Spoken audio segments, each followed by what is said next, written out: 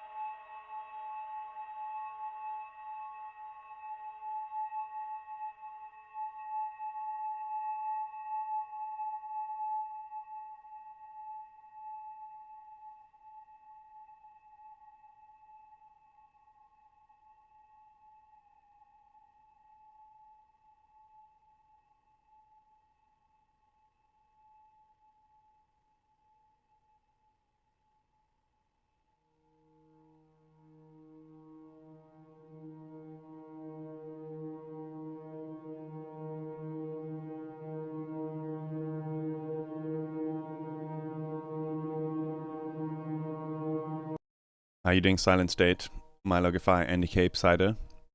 You guys good today?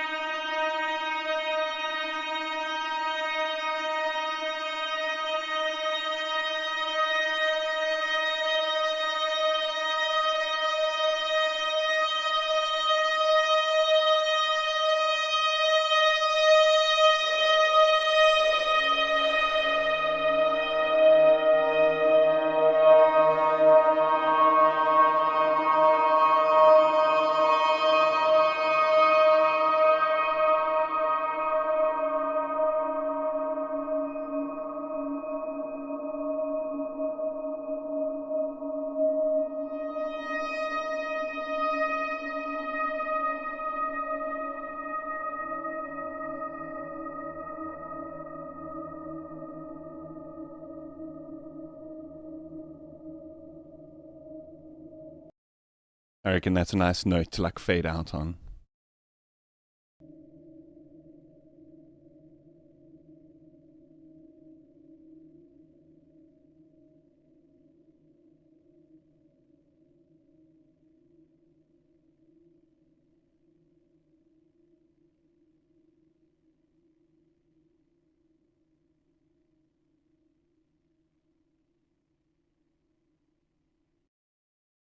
Let's check if this even works in context. How are you doing, Nihilist37? RZ Project 123. How are you guys doing today?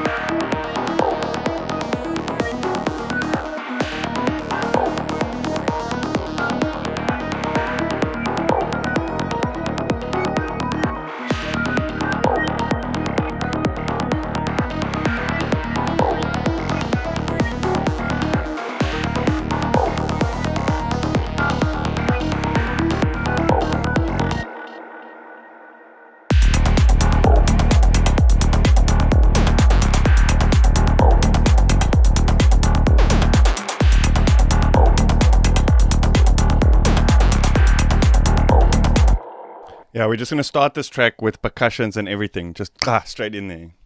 I think it just gives it so much groove. What do you guys think?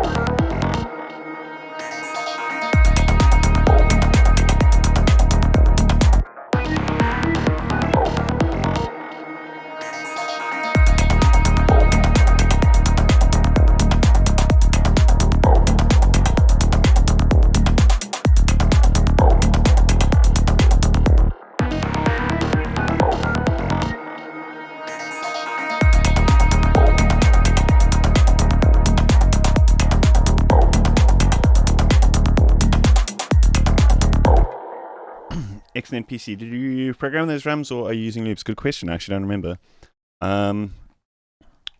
Mostly programmed, some loops. So here, this is a loop that's in the sampler, which is in slice mode.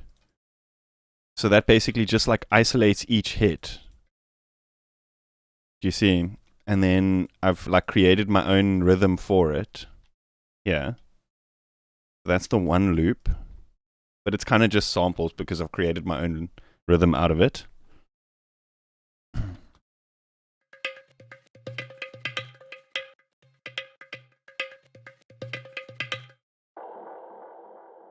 But then there's another loop in here, but this is only just like a couple of the hits. Do you see what I mean? Like just to accent that main rhythm that I created. So together they go like this.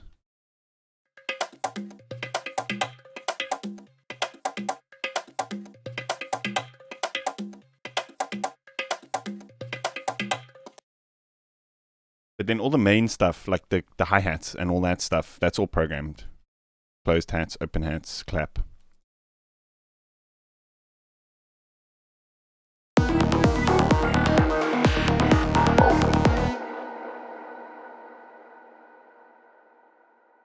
Yeah, I just realized I should actually make a hotkey here on my Stream Deck for rendering because I do that so often. So I don't have to go here and then render with current settings. I think you can actually make presets and then have different render presets. So like I could potentially make like a macro to render with 16 bars of tail, one without tail, or that kind of thing. I should totally do that. That will save time, I think, going through all the settings every time.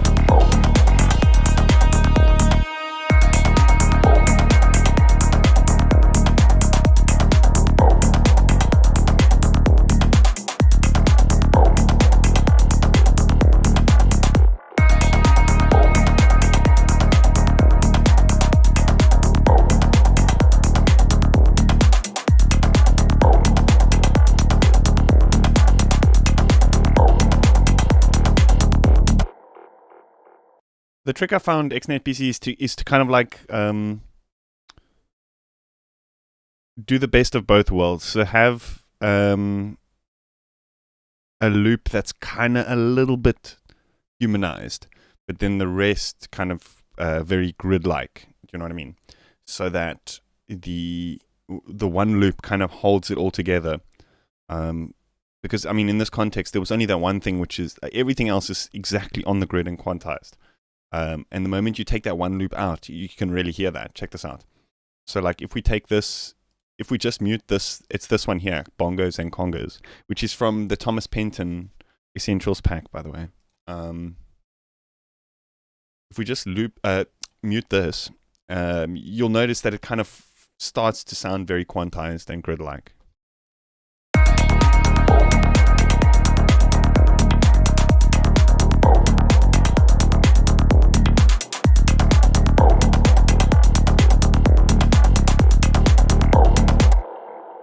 I think it's more about the velocities than it is like the off timings. Do you know what I mean? Because it kind of adds these little accents here and there.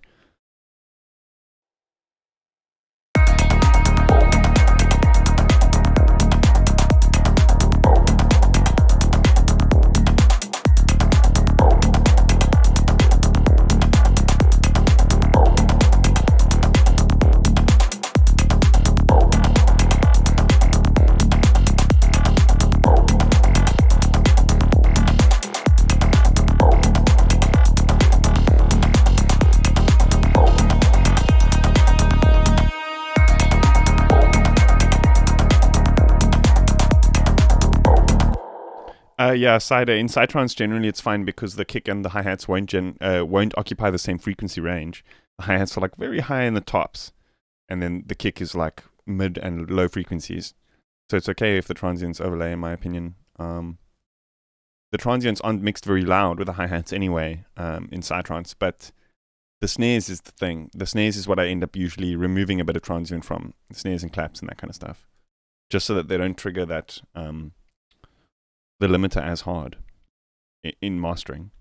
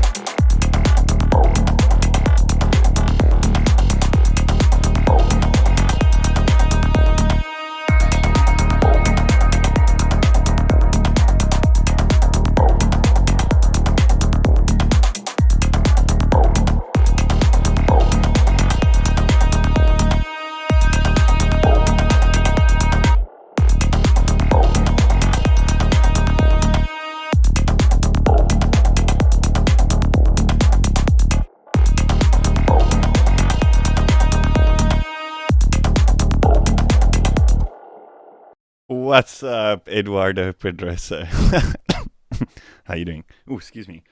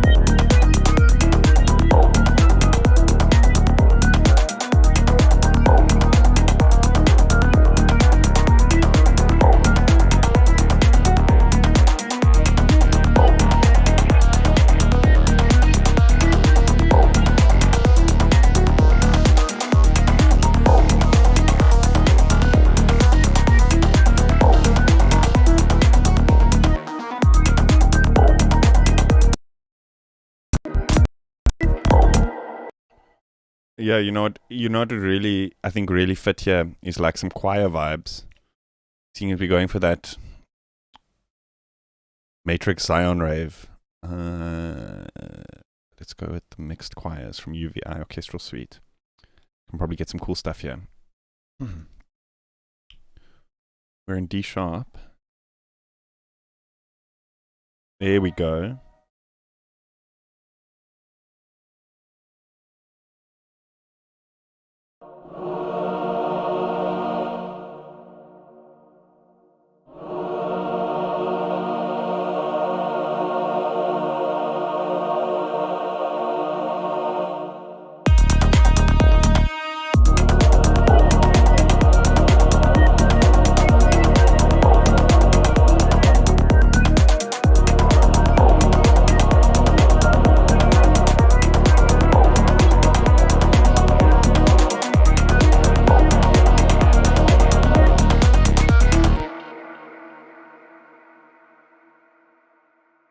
We go higher.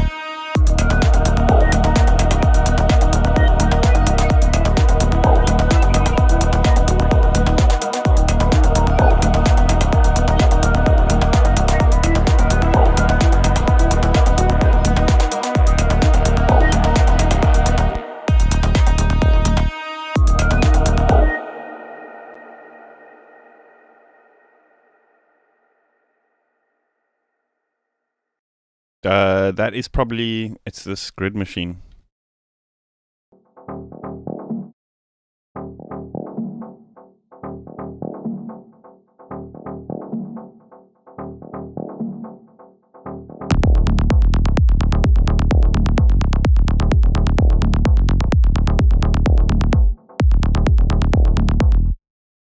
Is that the sound that you're talking about? XNet PC?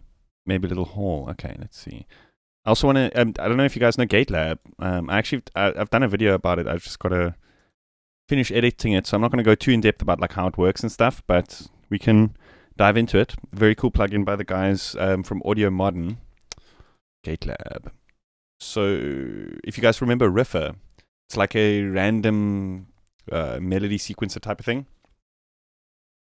So it's a similar thing where it can kind of like randomly generate gate patterns if you have this thing on, and when it loops, it kind of creates random gate patterns. But it's also cool to just draw in gate patterns. It's stereo as well, so you can kind of get these cool movements and stuff.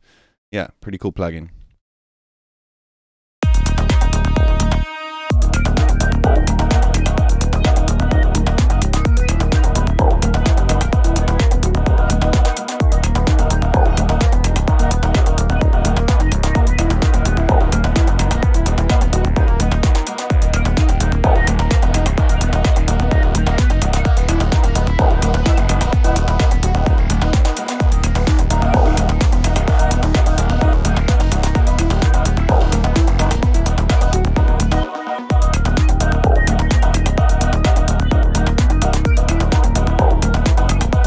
And then when it makes a cool one that you like, you can just like press that and then stop it from randomly generating.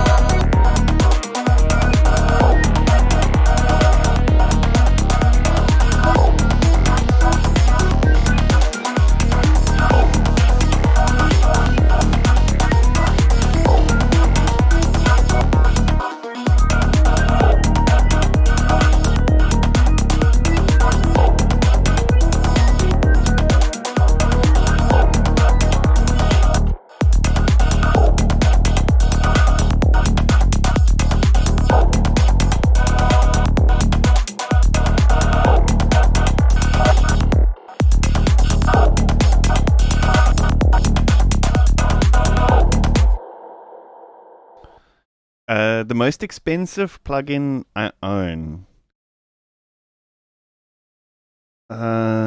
it's probably the most expensive, kind of like simplest plugin. I guess it's not simple, but it's probably Soothe, because it's so like particular, but it's very, very expensive.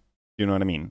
So like the other thing I would say is like Kilohertz Toolbox, but it's so vast that I don't consider it expensive because it's great value for money. So like Soothe, it's kind of difficult because it's tough to justify that price, but at the same time, like, it's just magic at what it does. So maybe that answers that question in two ways. Do you know what I mean?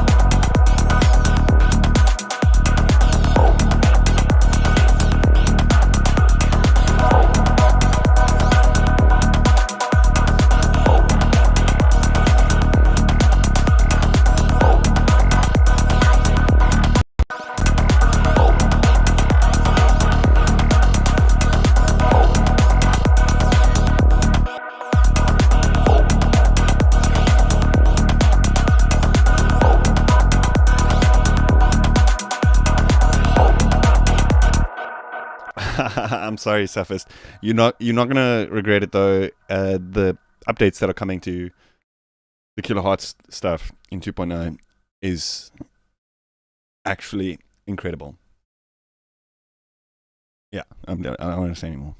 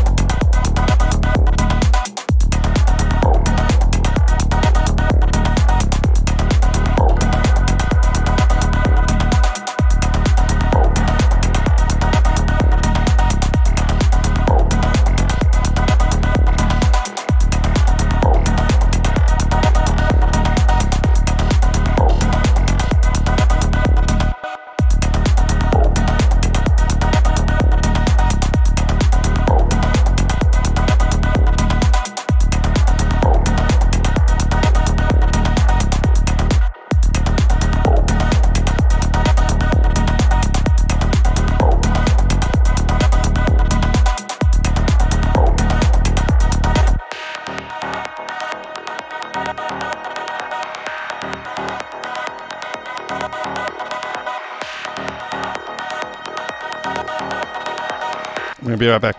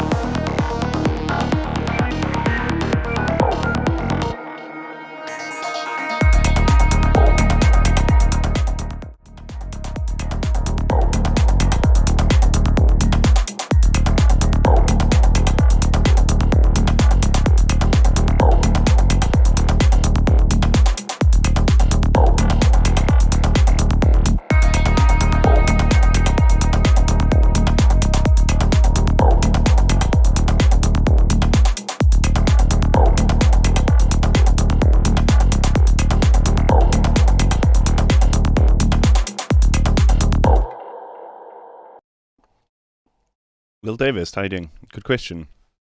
It is a preset from the Mute Productions Vital Cytrons Volume 1. His bass sounds are fucking cool. So I just used the preset. I don't know if there's even any processing on here. Nope. Just LFO tool, a little bit of EQ after that. Hey Tarek, how you doing?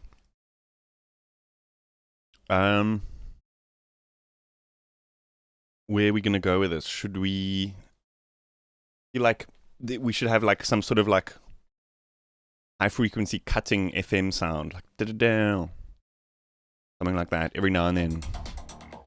Ba-ba-bow. I think that could suit this pretty well.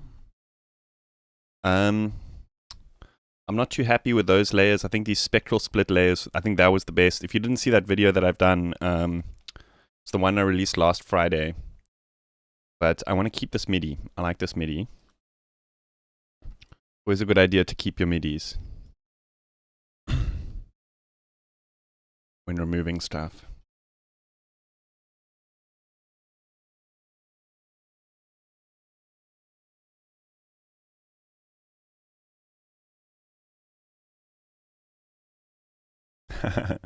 Hey Leo, dude, how you doing? Well, that's not really like recreating the exact, because I mean that the scene, like the beat in that scene, is more like it's not really like rave. It's more like, I don't know, like breakbeaty type of stuff. Although it is like rave, but you know what I mean.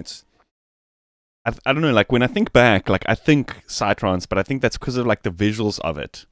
Do you know what I mean? But then when you actually go and watch the scene again, it's like quite a breakbeaty type thing. So I'm not trying to recreate that, but I think just the imagery of that kind of like tribal vibe is good. That's what I'm going for. Also with my progressive album, quite a few of the tracks have a very I was going for a bit of a like Zenon-esque kind of like tribal, slower rhythm kind of thing. So I'm trying to create some tracks that can kind of transition from that style into the more progressive kind of thing. So that's what this is kind of like tribal, but also driving.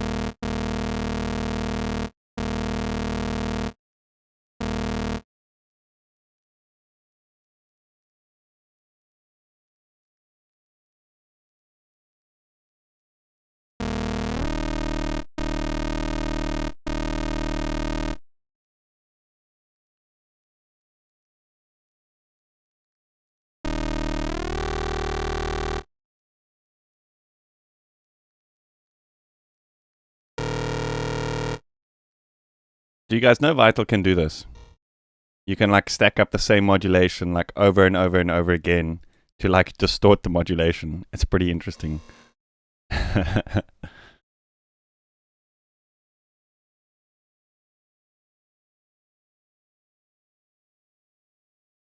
then I think the trick is to like, we should actually set a macro to control the amount of all of these. I think 8 is the maximum that we would be able to stack on one. But then we can just make a second LFO and just keep stacking. Oh my gosh, there's a fucking fly here that keeps annoying me. I'm not gonna walk around my studio trying to fucking hunt flies during a stream. Can you believe it?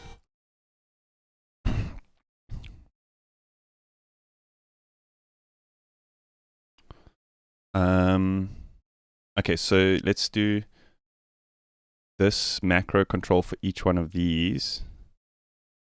Oh, we're gonna have to actually reset all of these. I know there's people there saying, what the fuck, this is such a roundabout way of just doing an FM. I know, but we're just experimenting.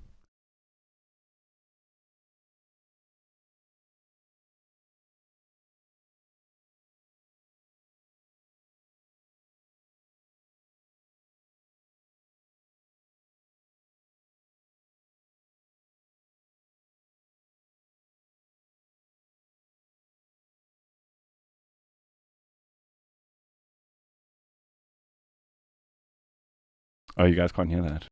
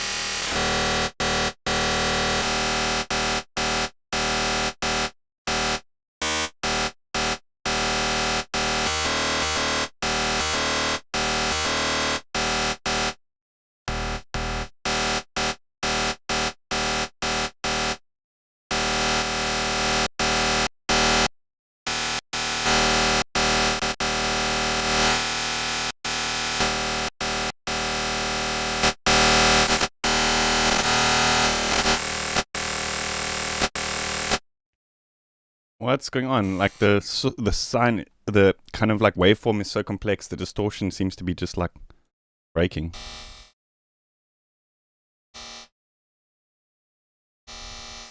There we go.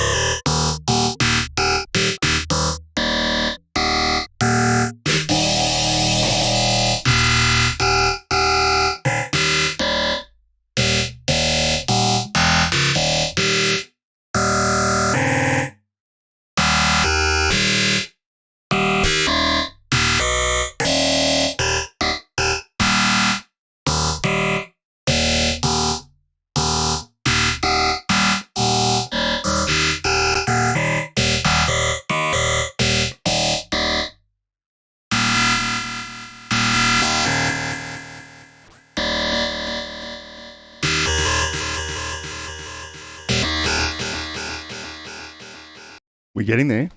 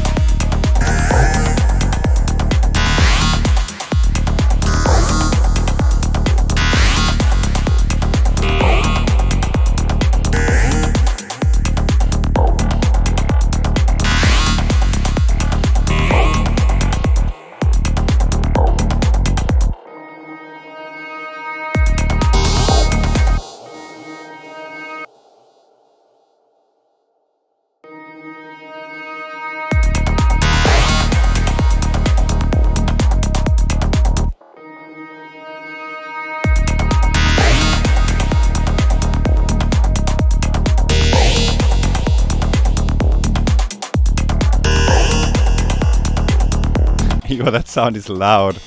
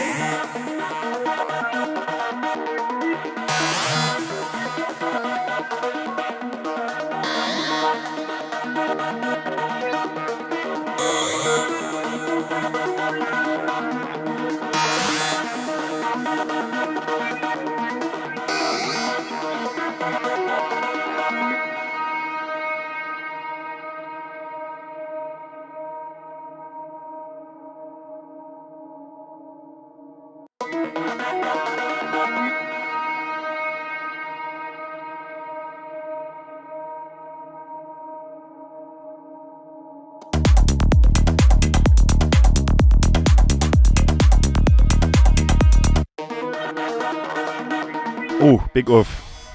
That bass.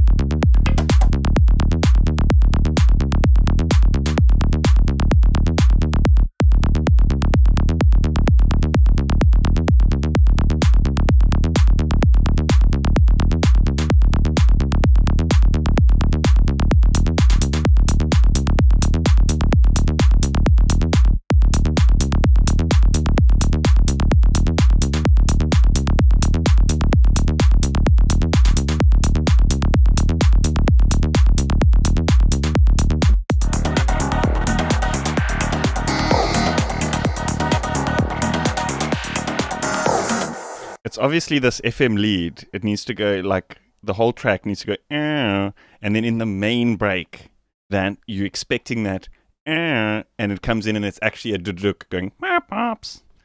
That's how we're doing it.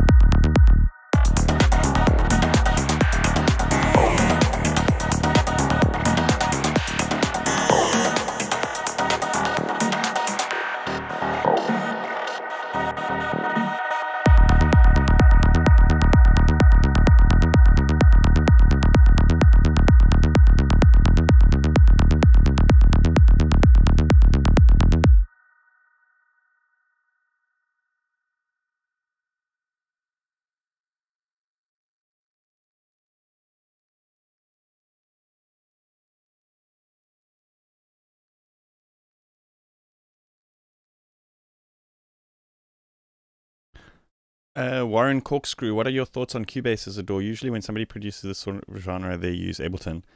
Well, I use Cubase, so that should, I don't know, that should be kind of like sum up how biased my answer is going to be. I don't like Ableton much. There's a lot of things wrong with it. Yes, it's great and it's intuitive and that kind of stuff, but yeah, I don't really want to get into the kind of DAW wars and everything like that, because it's a nice sketch pad for ideas and that kind of thing, but there's so much like fundamentally wrong with it in terms of the way it handles latency. I never seem to get correct meter values. I don't know, maybe things have changed since last time, but like whenever I loaded a track in that was mastered to 0, it would clip and all sorts of weird things, and it just, whereas like every other DAW I've ever used seems to have these kind of fundamental DAW, I don't want to call them rules, but it's kind of like fundamental things where the number that you see is the actual value that's going in. And it seems like Ableton has kind of negated a couple of those really fundamental DAW things with the other flashy things that they offer, like Max for Live and all sorts of stuff like that. So there are ways of getting around like the weird way it handles latency compensation, but then you've got to build Max for Live devices and all sorts of things. So people, like developers, are fixing the problems that are still inherent within the DAW.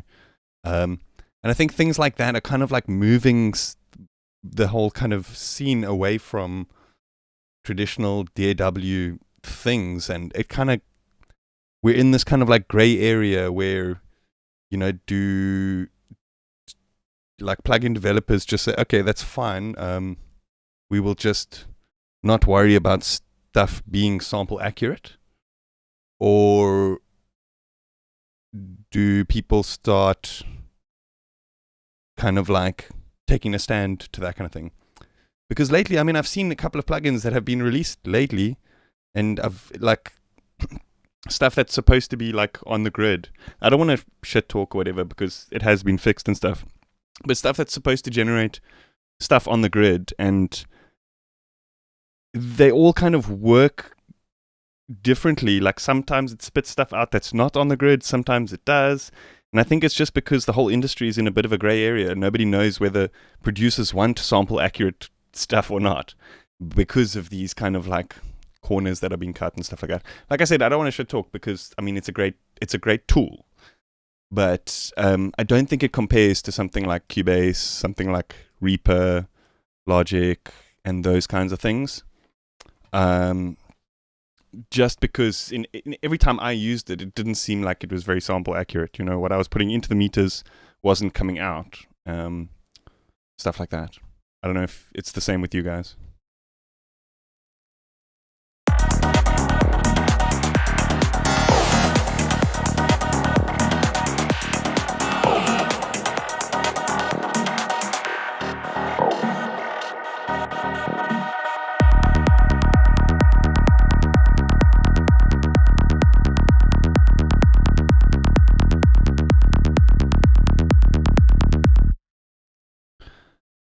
Fruity Loops is great, but the flaw with Fruity Loops is the interface.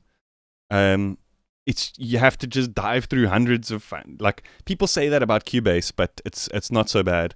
The fact that you like in Fruity Loops you have to route things through things to get to the mixer, and it's just like it's not very intuitive. So you kind of have to know all these weird little rules to be able to get it to work like a traditional DAW. But that being said, is in my experience, it always worked a lot more accurately than Ableton did. So I mean, when I first started, I started out on Fruity Loops, and it was fine. It was great. And then Ableton came around, and I was like, I looked at it, and I was like, Fruity Loops is fine. I'll just stick with it. And then I started realizing I kind of like hit like a bit of a kind of how can I say, almost like a brick wall where it was like I can learn more. You know, there's more out there in the audio field that these programs aren't offering me. So I started looking into Cubase, and it was a very quick like, okay, screw FL Studio, it's Cubase time. But back then, FL Studio was very limited. I mean, you couldn't render samples. You had to actually export as a project. So you'd have to solo things, export as a project, load it back up in again if you wanted to render audio out. So Cubase at that time allowed much more flexibility in terms of rendering audio to things. Yeah, dude, Ableton is basically just Windows XL with knobs. No, I'm joking. I'm joking. No, I'm really taking the piss.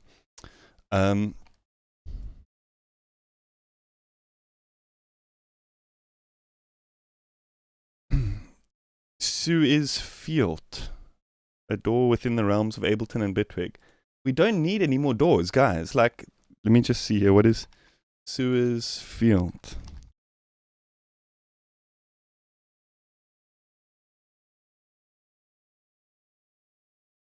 What? Am I spelling that correctly?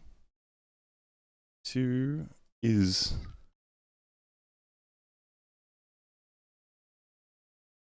Suez Field. What am I doing?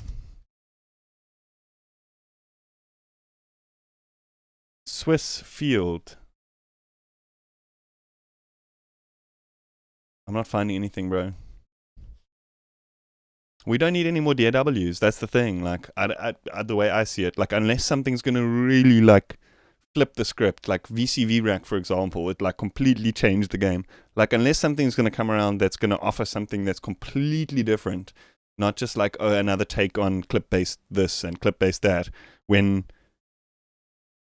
the fundamental programs that a lot of these people are basing their stuff on have not even been fixed.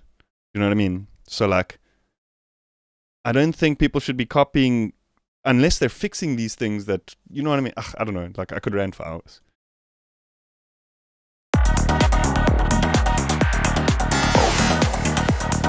It's like, imagine if somebody made a clone of FL Studio but left the interface exactly the same. It's like, that's the problem with the fucking thing. Why would you do that? We already have an FL Studio. Oh, Swissfield Cowbell. What? Fuck it, dude. I'm confused.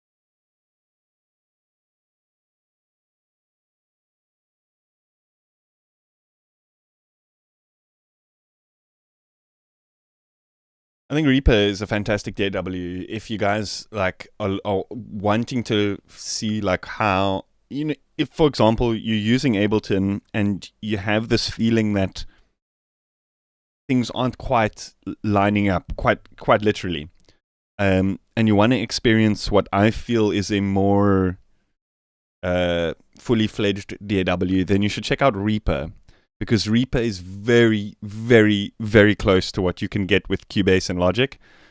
But hey, clueless producer, how are you doing? But it's free for non-commercial use. So you can download Reaper, install it, load up all of your VST plugins. It's actually incredibly intuitive to figure out how to work and all that stuff. It doesn't have the clip launcher mode, but I mean, let's be honest, how much of us are actually using the clip launcher mode in production? You know what I mean? Reaper is incredible. I mean, when I was starting out, if Reaper was available, I may have gone that route. But again, that being said, Cubase has so many other options, like I guess Reaper does have like the macros and all sorts of stuff, but like now the fact that Cubase, you get a Cubase plugin for this Stream Deck. I don't know if you guys know what this is. It's an Elgato Stream Deck, so you can actually have like pages of macros and all sorts of stuff loaded, and then you can like rename them and all sorts of stuff. It's crazy. I basically got this thing purely for just Cubase macros and stuff, but I can also do stuff like while I'm streaming. Was Reaper made by the same guys who did Winamp? Is it the same? Were there people involved? Because I remember reading that somewhere, or I don't know if I'm correct in saying that. Is that a bad assumption to make?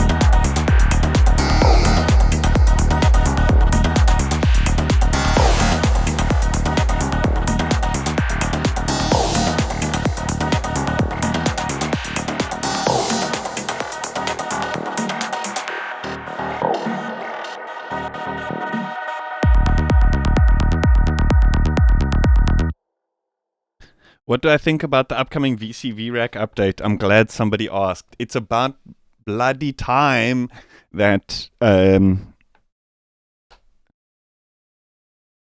VRAC can be incorporated into traditional DAWs. It's about bloody time. I mean, I did a couple of videos back in the day. This might sound like it's just for my own selfish gain, but it's not. A while ago, I did some videos where you could use VC VRAC with this bridge thing and could work in Cubase. But then the whole system kind of broke. I'm not sure if they purposefully broke it so you could pay for the plugin or whatever the case is. But the system broke, and I've had so many people contacting me to say like, "Hey, how did you get this to work? How did you get this to work?" But it doesn't work, and it's just like we have to just wait for this update. And literally, when I did that video, I had not one Eurorack module, and now I've got like two systems. In the time that it's taken them to release this update, which works with DAWs, I've built two Eurorack systems. So like, for me personally, it won't affect me because I probably won't be using VC VRAC all that much because the Eurorack just ties directly into my DAW. I don't really need it. But there are some things that, you know, maybe I would like with sequencing sounds and all sorts of stuff like that. But I do think it's an absolutely huge thing for just the industry in general. Just cool sound design stuff within the DAW is going to be fantastic.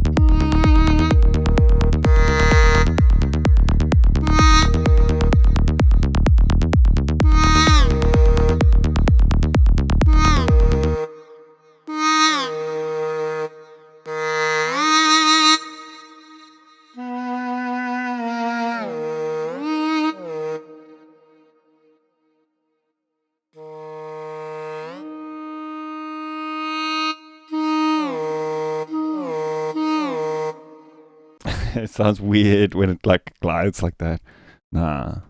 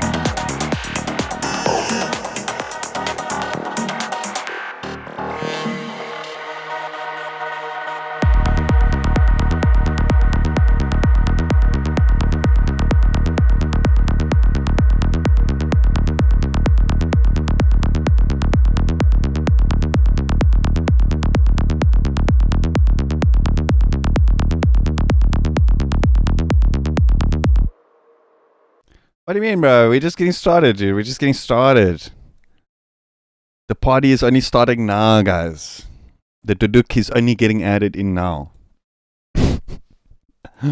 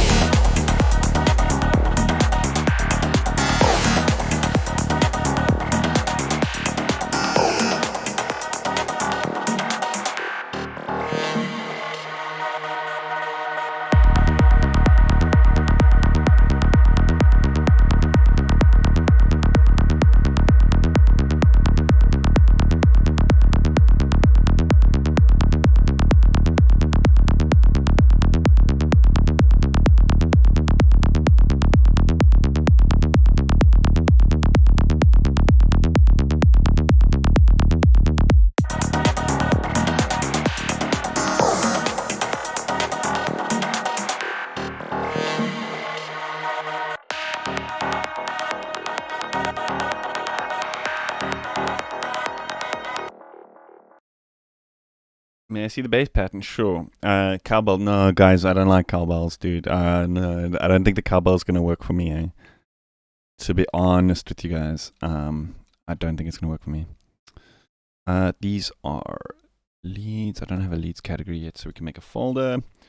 I'll show you guys the bass in a sec. I just want to clean up a little bit here, then I'm gonna be right back while you guys can have a look at the bass. I wasn't a fan of those things in this context.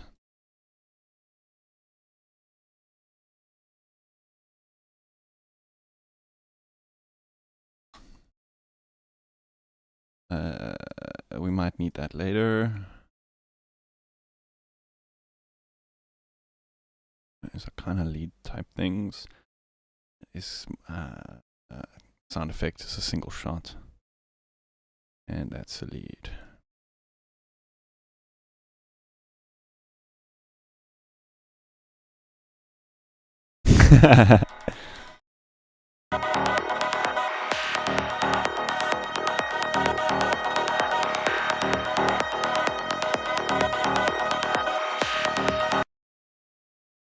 So the bass is made up of two things. The low notes and the high notes on two separate channels, so I could EQ them individually. But you can see here that I've just muted them, so you can still see what the MIDI is, but just bear in mind that they're not actually muted. Does that make sense?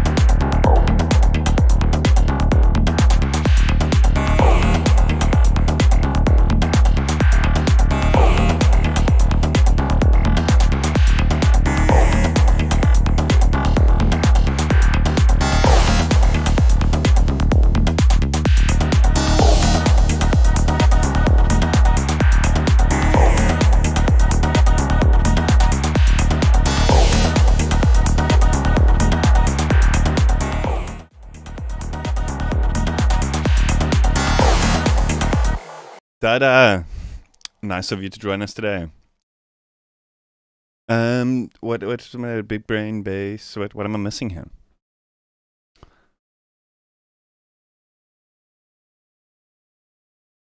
What am I missing? You know what?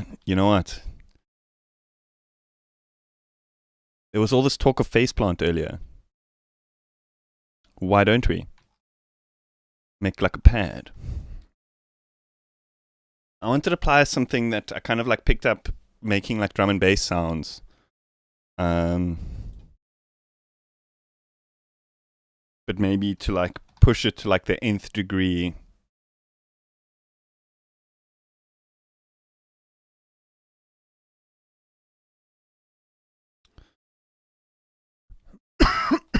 Excuse me. Oh, you like the new transition?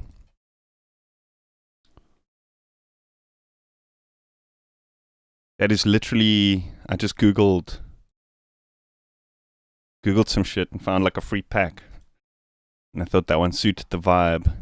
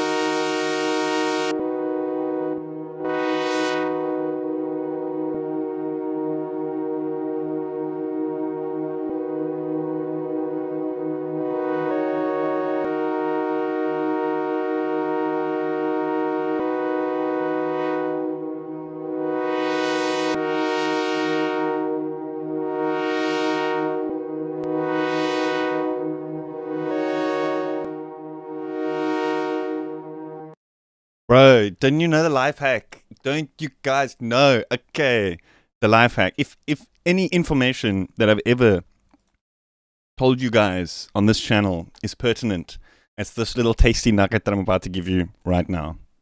Have you guys got your pen and paper ready? When in doubt, Google some shit. Dude, I was like, oh my god, I gotta make myself like. I was actually checking. I've been watching, obviously, Collective Intelligence for the longest time, and he's got those cool, like, custom transitions and shit. I was like, man, you know what? My shit looks so like, okay, I've got the break screen and all that stuff. It kind of looks okay, you know, but I'm missing those, like, you know, to really make it look like it's a fucking TV show, you know?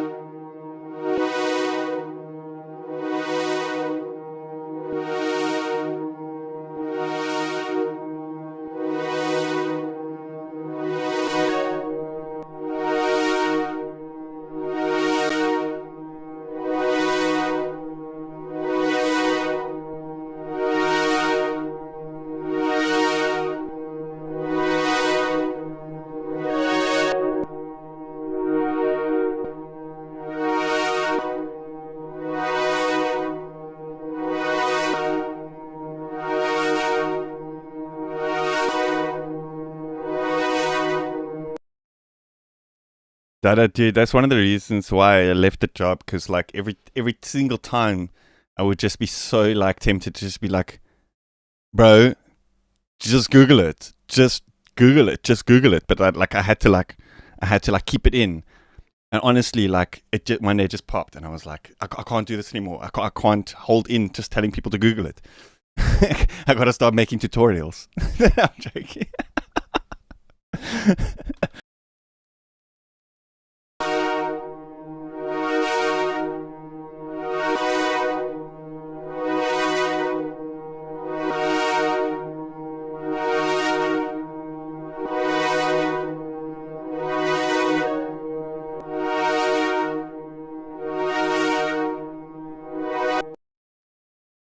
Okay, so what I want to do is I want to make like a super saw type of pad. This is not the magic of what I'm trying to explain here. Neither is this. Like I want to just create like a nice sound, and then what I want to start doing is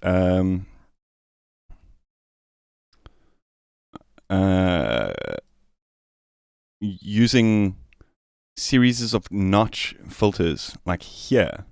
So like the cool thing about phase plant is that you can kind of really go wild and stack up so many different distortions. Like you see here, you can kind of just like copy and drag, and we could set this to like each of the different types of distortion, put in like different settings for each one to really like get a unique kind of wave shape out of the super saw. Let me just actually disable this lane for now.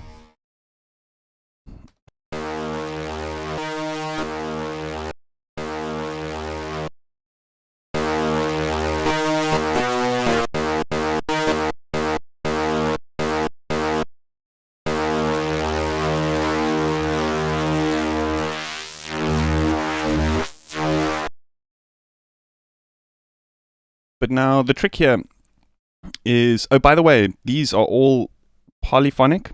You can actually set the filters here to work in polyphonic mode. So what that means is like, if you trigger the sounds at like different times, these, and you've got modulation on these filters, those times of those LFOs will interact differently. So this is particularly interesting if you stack up like filters in this window, because and you're triggering chords and stuff, because you can get these like crazy like wobbly movement patterns, especially with like the whole notch filter thing. I don't know if I'm explaining it very well, but what I'm going to just do is just load up the filter a couple of times, set it into notch mode, which is this one actually, and then we're just going to modulate these with random LFOs.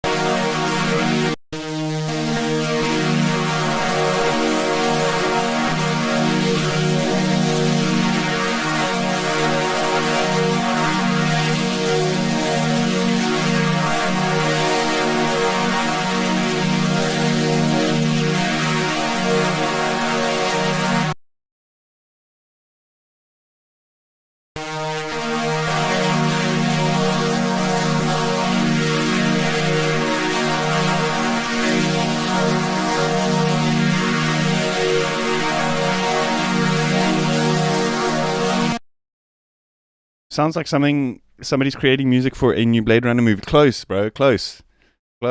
Matrix Zion rave scene, dude.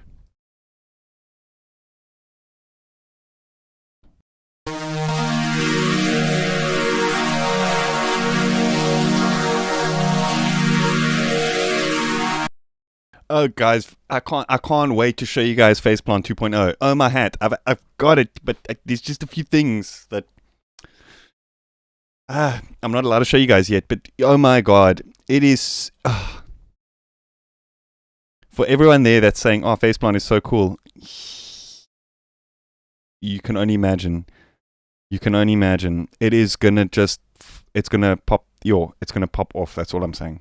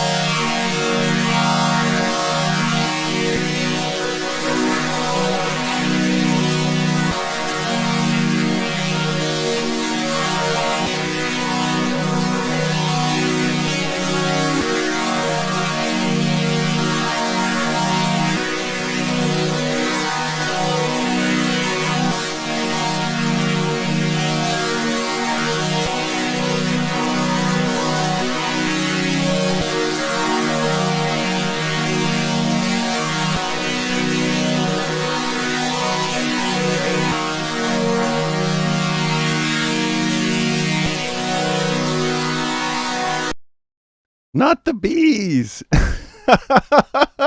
Classic.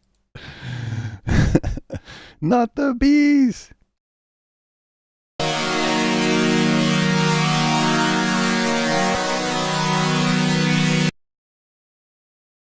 Suffers, no, actually. I think most of the Inner Circle members use Ableton.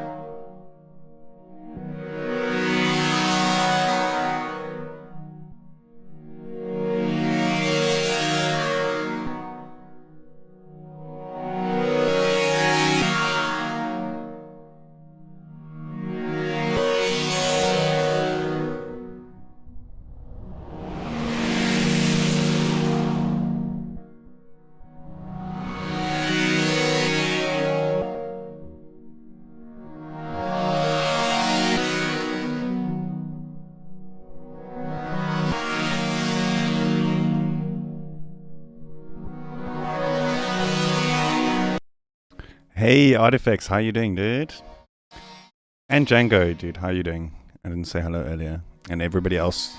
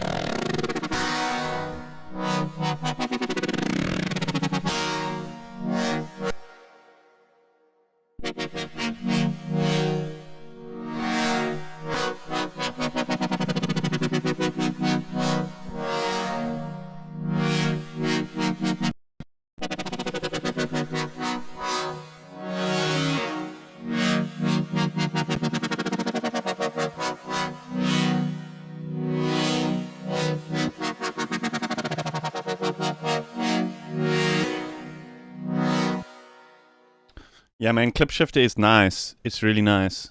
I can't quite explain like what it does, but it's really nice. Like because of the fact that it's got like the input and the output clip, you can kind of tune the curve of that like little bit of transient that kind of gets let through after the like clipping is occurred. So it's kind of like, I guess, somewhere between a limiter, or more a compressor because you've kind of got curve control. Kind of somewhere between a limiter and a clipper, so you can kind of get really aggressive clipping sounds, but still with a little bit of the transient coming through, which is really nice.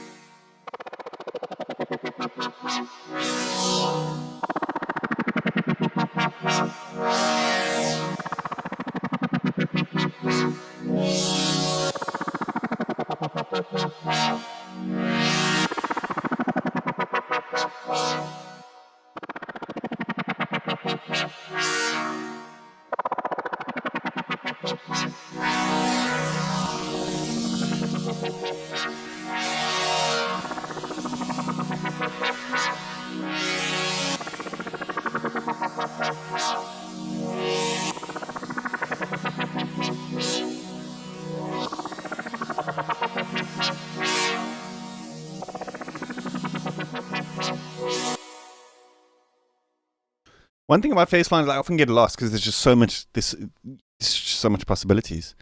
So if I don't have like a particular thing in mind, like, okay, this is exactly what I'm doing right now, you can kind of just get lost and just keep going and keep going. You know what I mean? It's too much. Which is it's a kind of its blessing and its curse, or whatever it is.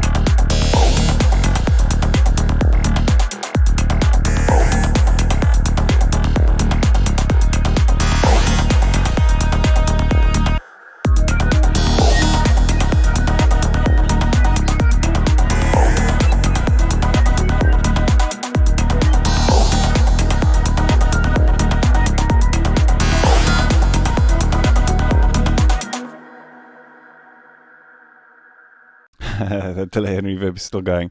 We definitely need to render that out so we can like chop it. Hey, I'm into D. How you doing? Don't worry, dude. There's already a duduk. Don't stress. Screwdriver sounds. Do you mean like an actual screwdriver, or is screwdriver an artist?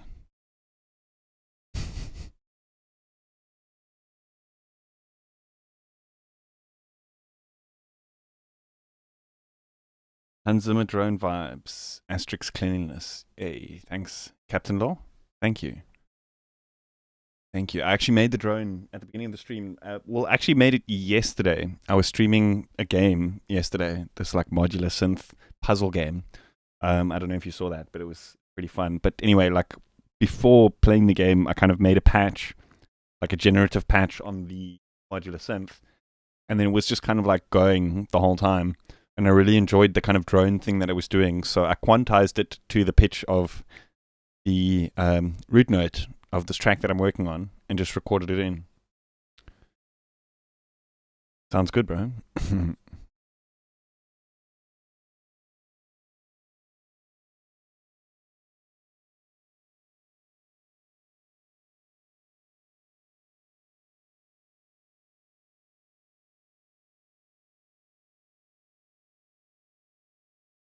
This started as a saw wave. What the fuck, man? I don't know, man. Like, I have a theory. Like, if you can't get a saw wave to sound good, like if you can't get the fundamental basic shapes to sound good, and you have to rely on like wavetables or that kind of thing, then you should go back and practice more about like just playing with effects and, you know, sound design and that kind of thing, and learn more about what each of the kind of like functions of a subtractive synth do. Like, what does the filter do? What do the different types of filters sound like? What does distortion do before or after the filter? What does it sound like when you have a distortion before and after the filter? What does it sound like when you have two filters in serial, in parallel? And then you start to like build up like, almost like a vocabulary of sound design or whatever that you can kind of like pull from. So when you think, okay, now I want to make a squelchy sound, you can take any waveform and turn it into a squelchy sound, because you understand the fundamentals of how each of these building blocks works. Do you know what I mean? So understanding how to turn a sine wave into a square wave, for example, is a very interesting, simple trick, but it's one of the very fundamentals of like understanding how signal flow works, kind of. Because from there, then you can kind of skew it into like a saw wave or anything like that. So actually, any waveform that, like what it starts out as, can be changed into anything else. For example, like you have a saw wave and you put a low pass filter on it, boom, now it's approximation of a sine wave because all of the harmonics have been removed. And that's essentially what a sine wave is.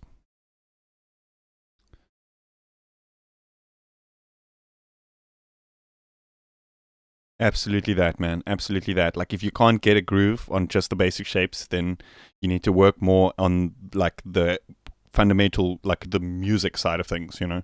I guess everything thereafter is just like processing and that kind of thing, and it kind of goes hand in hand, you know.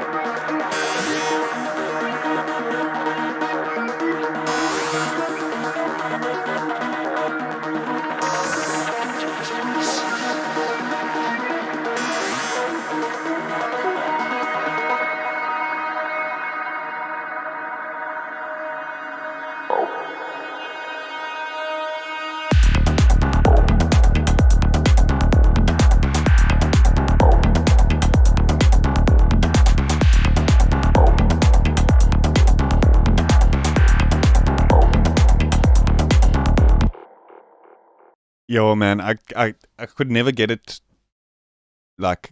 together to actually do like a sample pack, just because the process of like going through all the samples, getting them all to the same similar level, and rendering them out and all that kind of stuff, it's just so time consuming. So I feel the pain, dude. Feel the pain. For me, presets all the way, just because also most of the time, like when people use samples, it's like, oh, I wish I could kind of like tune this a little bit. I wish I could tune this a little bit. And I often don't bother with like drum stuff. I feel like my drums are often quite weak. I rely on sample packs most of the time for drums. So for me, it's mainly like mainly synth stuff. And I think what in Psytrance, people like having like the actual preset because they can change the key and the tuning, maybe a bit of modulation here and there. Shamanic Tales vibes. That's what I'm going for, man.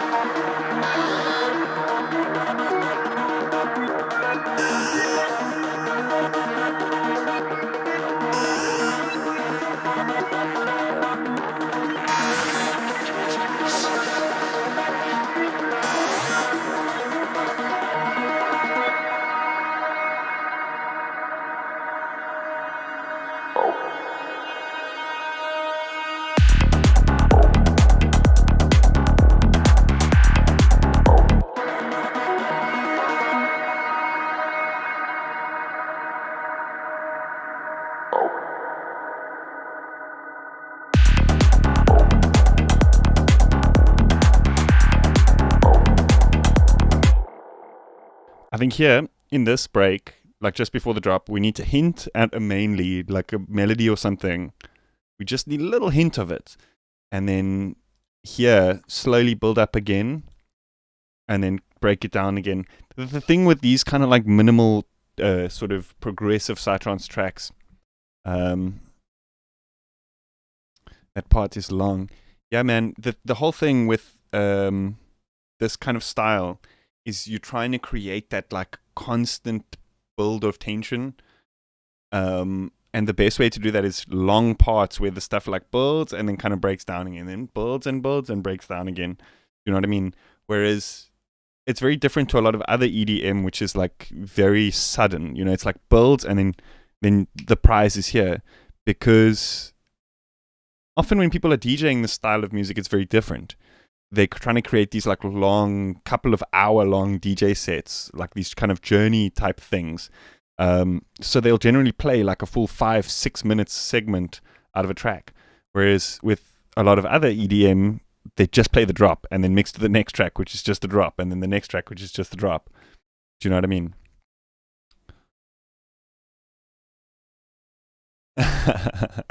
Yeah, man, that's the other thing, eh? Deadlines. It's weird with me, like with deadlines, it always makes me panic, but then I end up getting the thing done. So it's like, I hate them, but it makes me more productive. So I generally end up setting my own deadlines, like, okay, it has to happen now, it has to happen now. Just because like I know then it'll like, I'll grind it out till it happens, you know.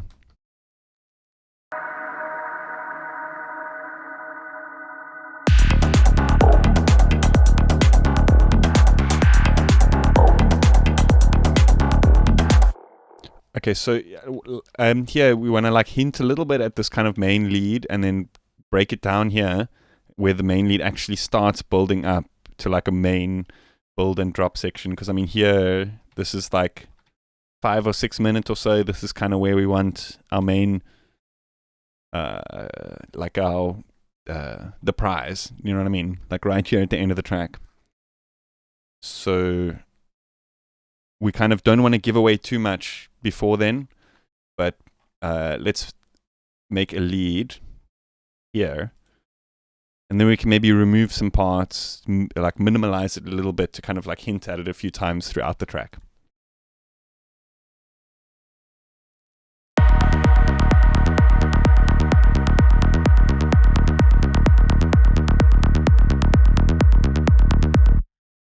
Yeah, that's what happens with me a lot. Or like I'll end up getting a thing done, like 99.9% done, and then it'll just sit there while I'm like, it's not ready, it's not ready. And all it takes is just like finalizing it. Now it's done, and like just like actually just getting to terms with the fact that it should just get out there now. Do you know what I mean?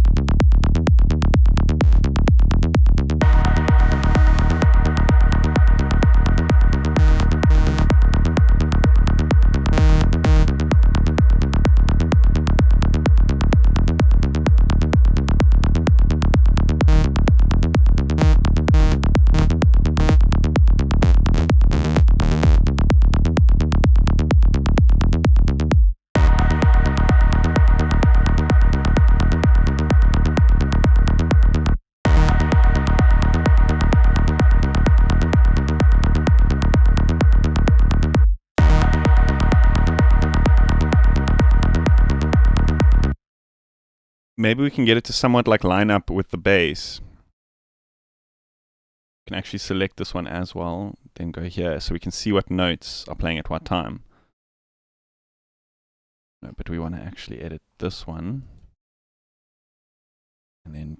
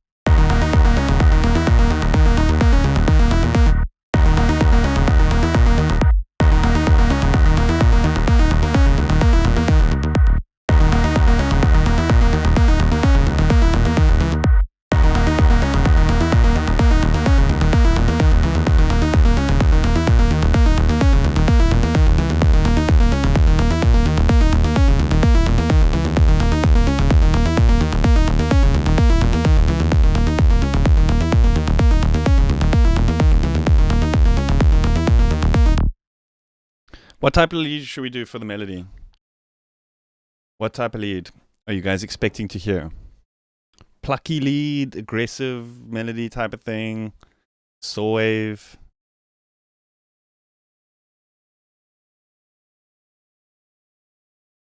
Don't say FM because I spent like 30 minutes making an FM sound just now.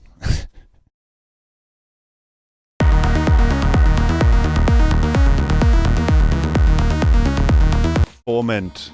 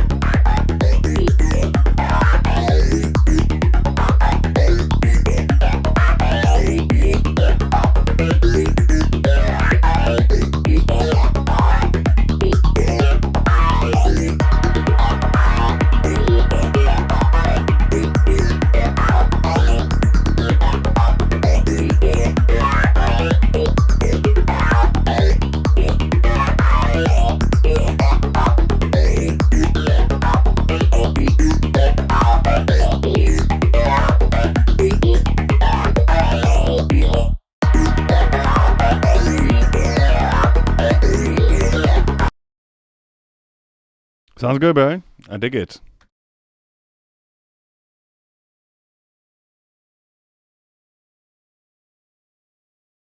It's like a Mongolian, you know those throat singer dudes, but he's being punched like several times, and then run through a distortion.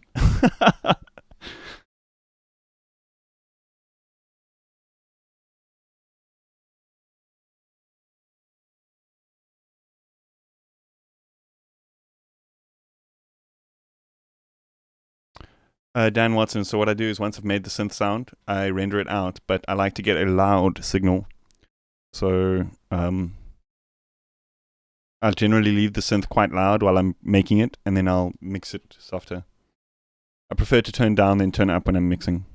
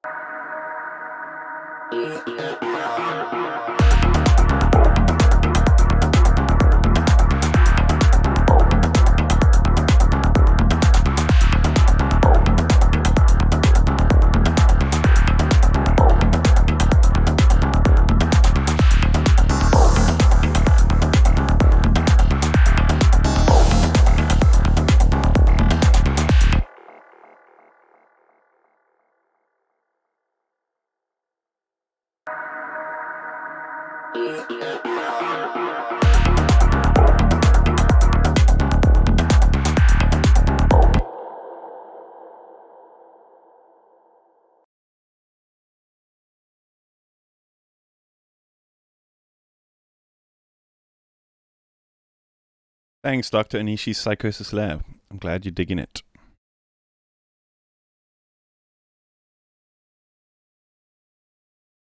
Now the video is way too small while reading chat. What's happening? Did I do something? Oh no, YouTube update. Okay, okay.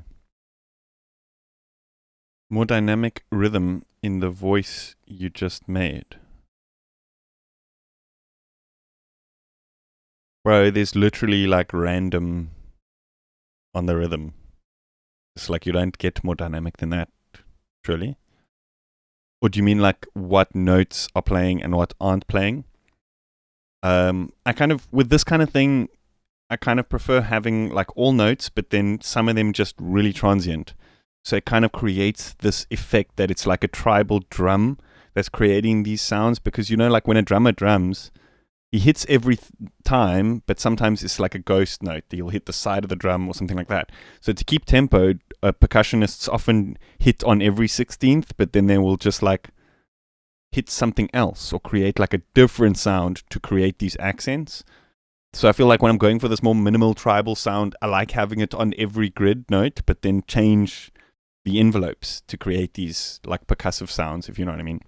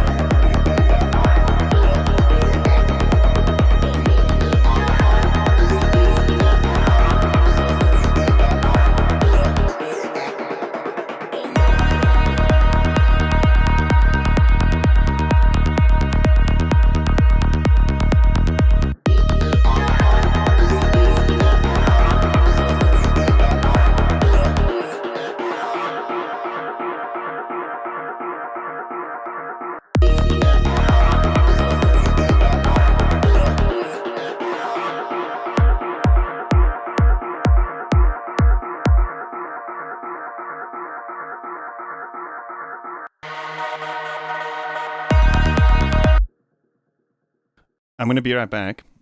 What should we do with the arrangement here?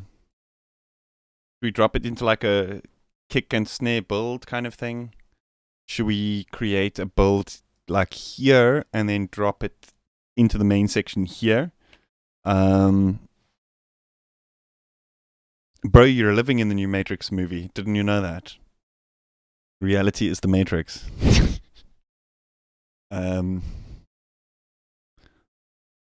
What should we do with the arrangement? You guys, let me know what your thoughts are.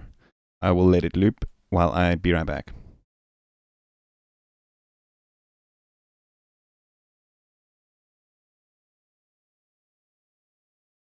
Felix, what you have basically, you've barely used it.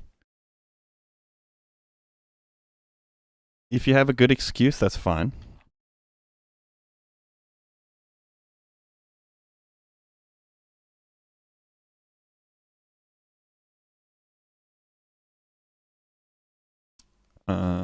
Okay, yeah. Let me loop it from here backwards.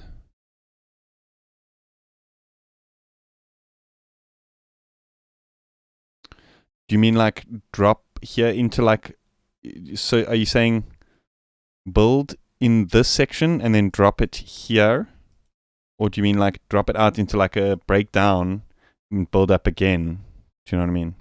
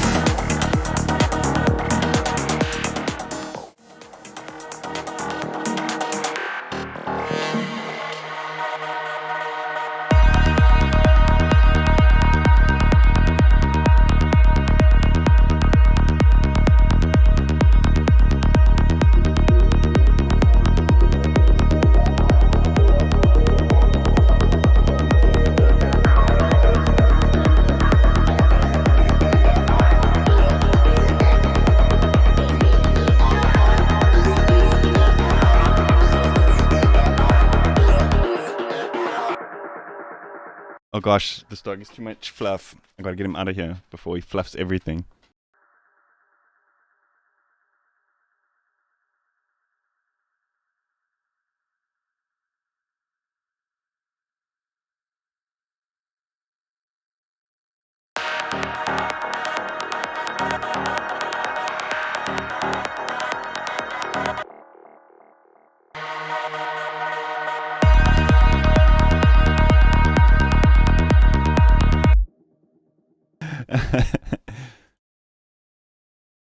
The dog, he is beautiful, hey? Good boy. Just give me 1 second, I'm gonna be right back again.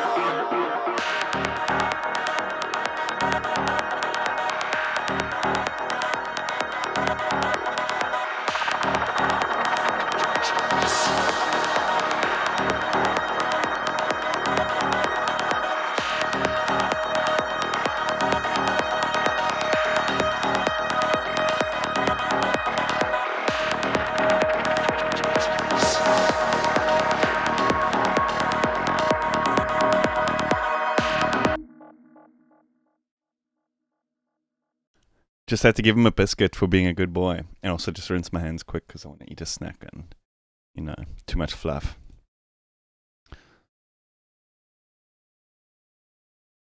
Dude, vacuum all the things. Dude. How capable is Cubase Elements? I would say go for Cubase Artist. Just because there's more of an upgrade path from Artist to Pro. And I actually started on Artist and then upgraded to Pro. But Elements is pretty limited, hey? As far as I remember.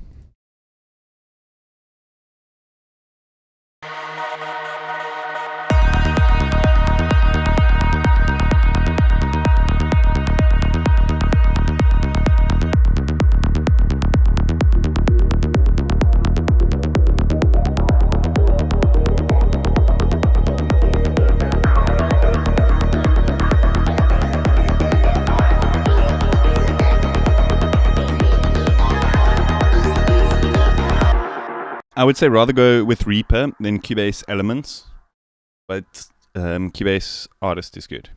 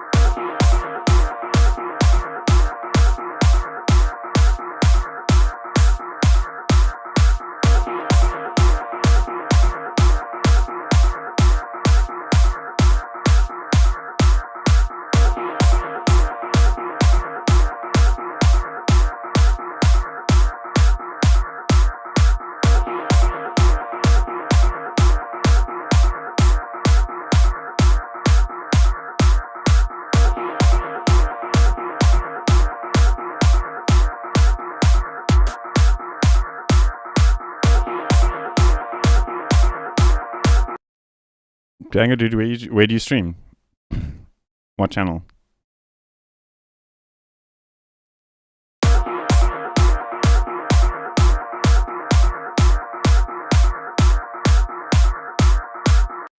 It won't allow links, but maybe just describe how we can find you.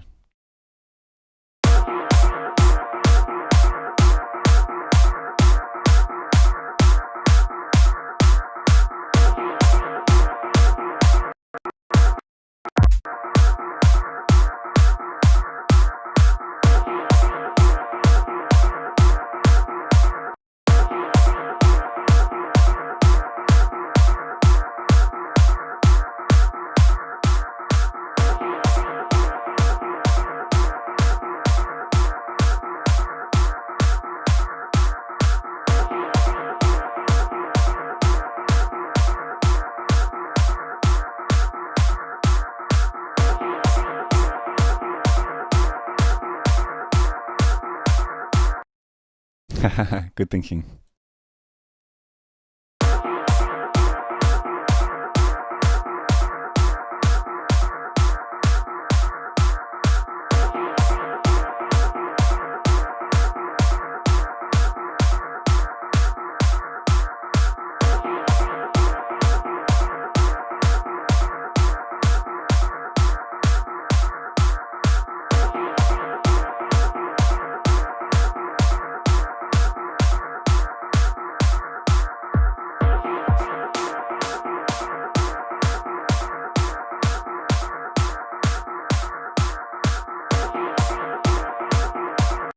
Oh no, I just duplicated the clap channel and then just dragged in a new sample one of a snare. Now there's two. And just because the clap was a little bit weak for the build, do you know what I mean? So I just added an extra layer and then just dragged in a snare instead of a clap onto it.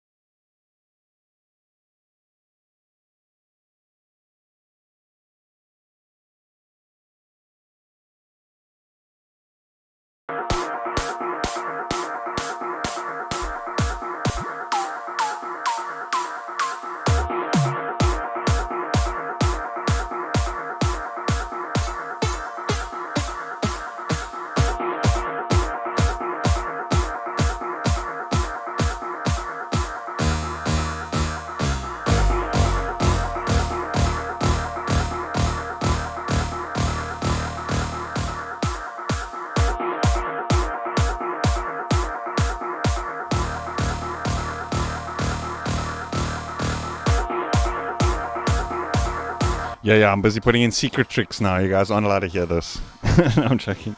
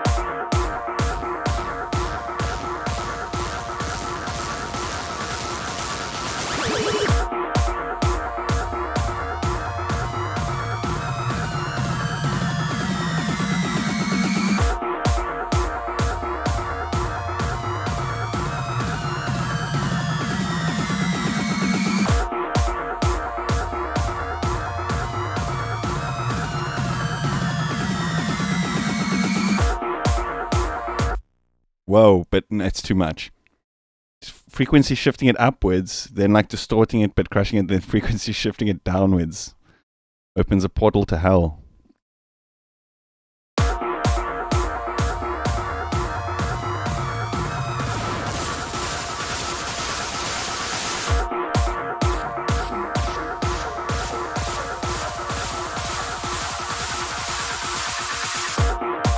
That's nice. The other way around.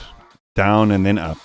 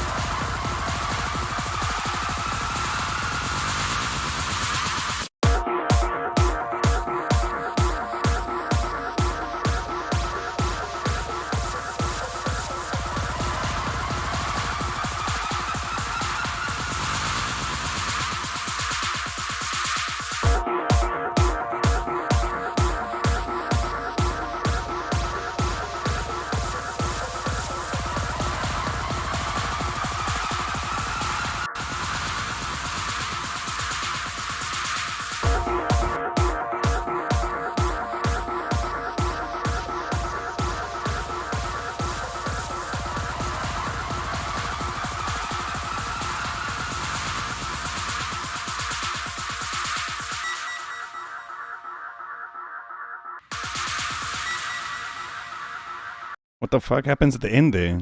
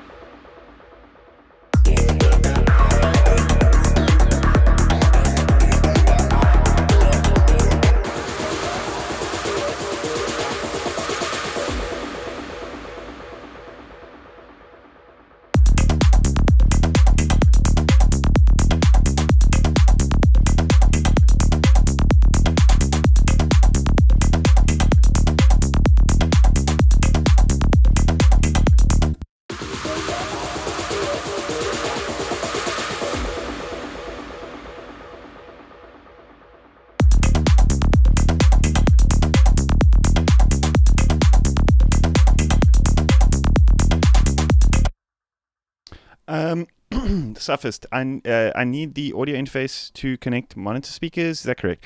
So, yes and no. Some monitor speakers have got like an unbalanced input, but I would not suggest going from like your sound card of your computer.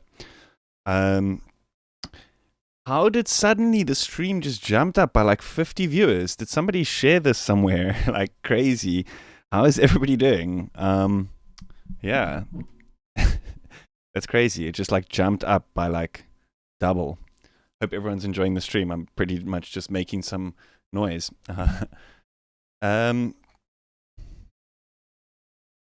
Yeah, an audio interface will definitely help you get a balanced signal into your monitors, so that will reduce the amount of noise and that kind of thing in that signal.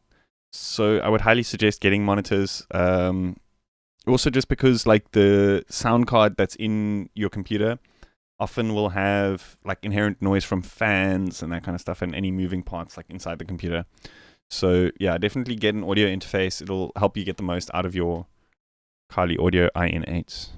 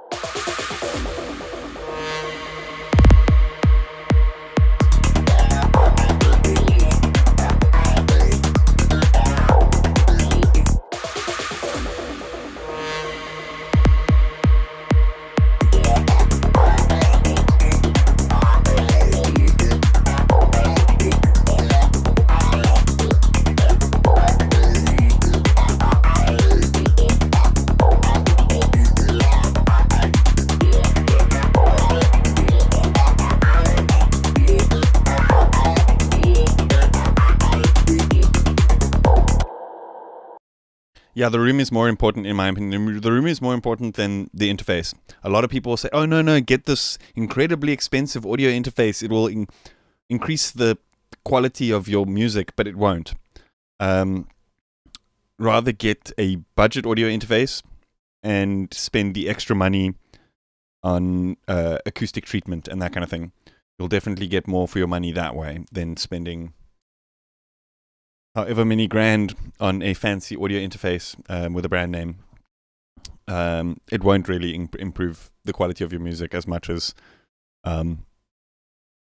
the acoustics, in my opinion.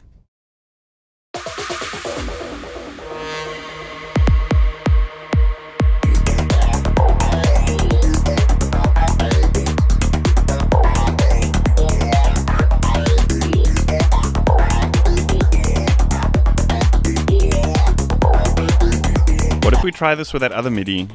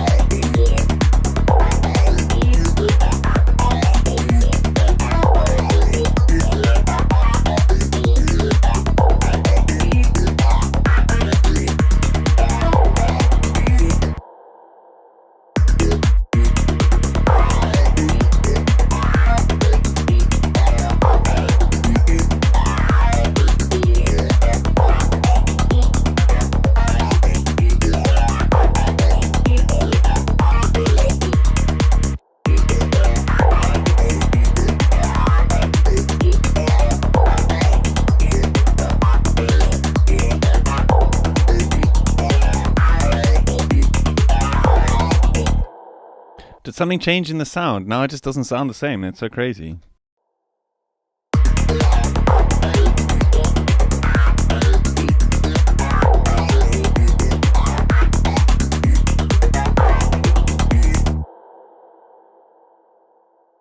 That's why we render audio.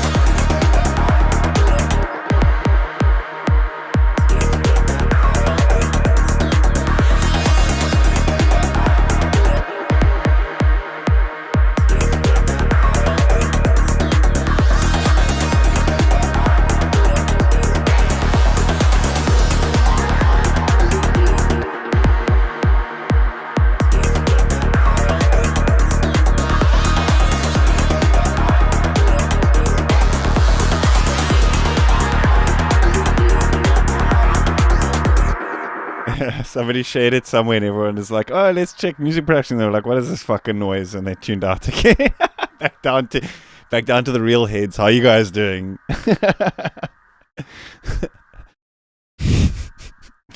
Truth, bro. The harsh reality set in.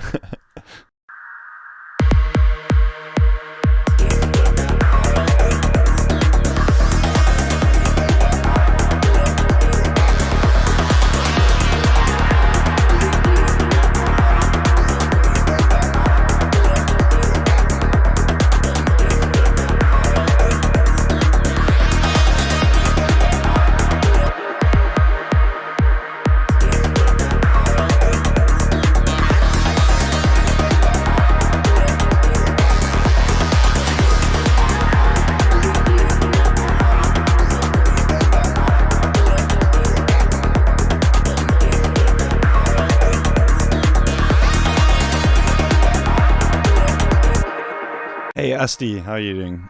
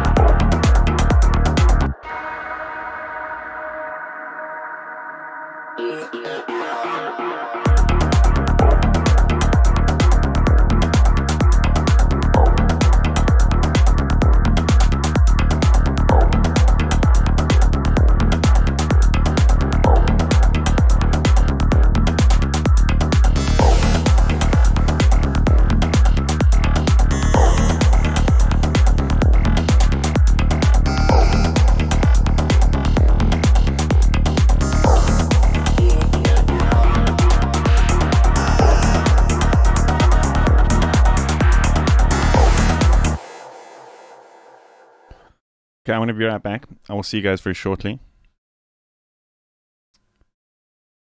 Flowing here. Yeah, bro. It's sounding flowy. Flowy. It's all about like building up that tension and then releasing it down to just like the raw groove. You know what I mean? I find like that's the most powerful way to create these like really groovy minimal things, is to have all these layers, but to just not have them present at the whole time. You use them as like these tension building bits and pieces, you know?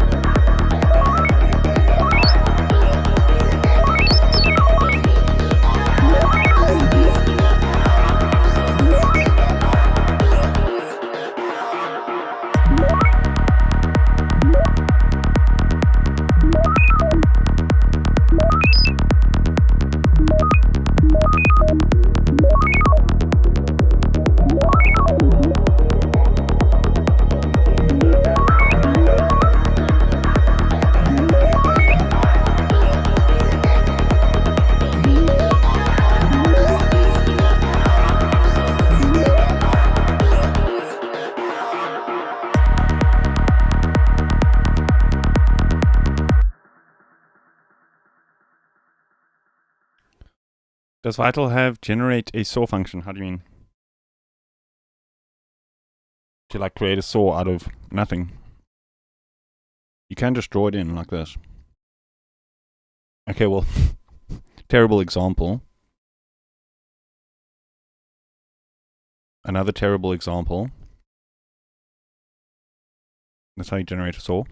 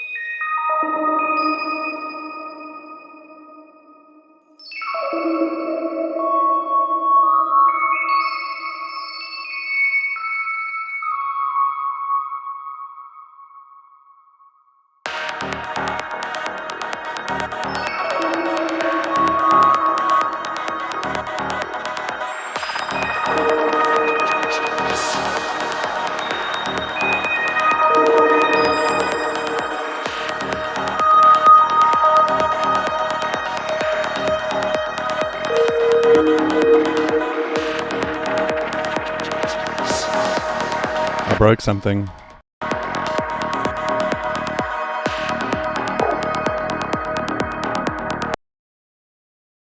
Up, here it goes.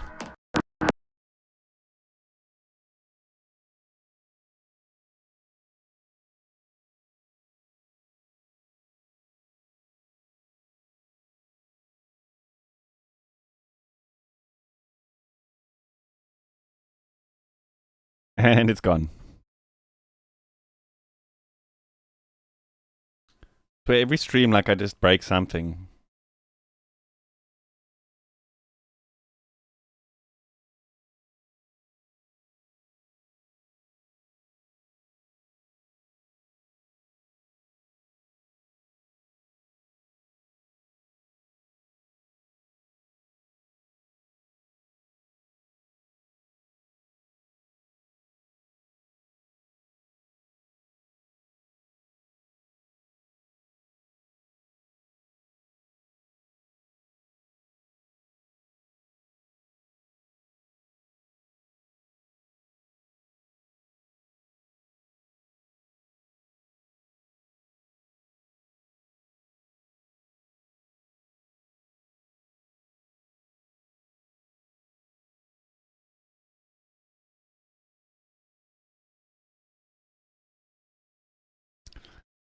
Bro,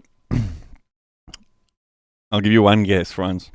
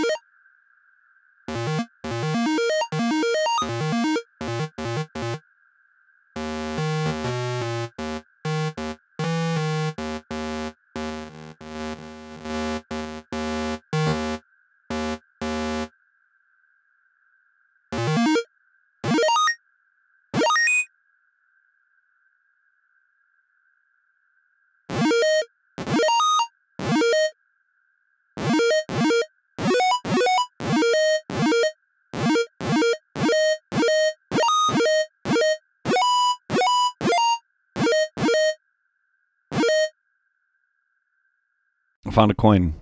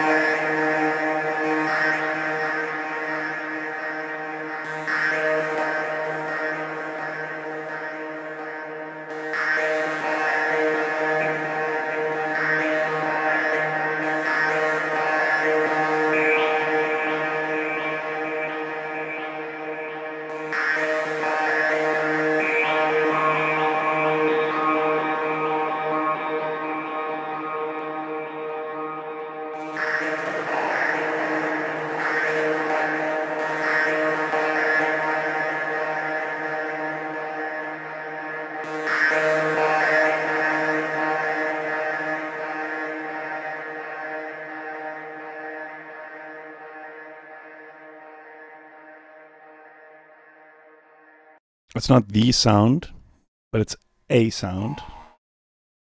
It's quite nice down low. Oh, excuse me. It's quite nice down low. It's actually got a little bit of an old school Asterixy vibe to it, eh?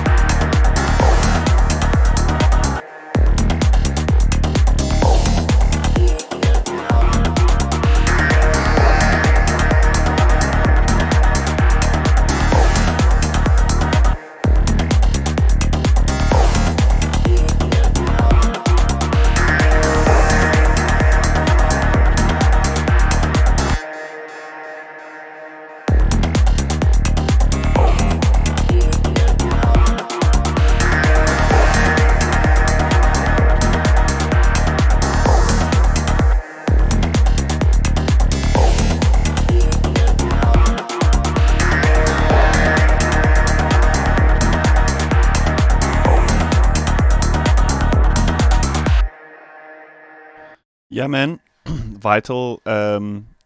If you go back to like really the beginning of the stream, I did a pretty cool FM trick when you just like stack up a bunch of LFOs in audio rate modulation. You can get some very interesting FM tones that way.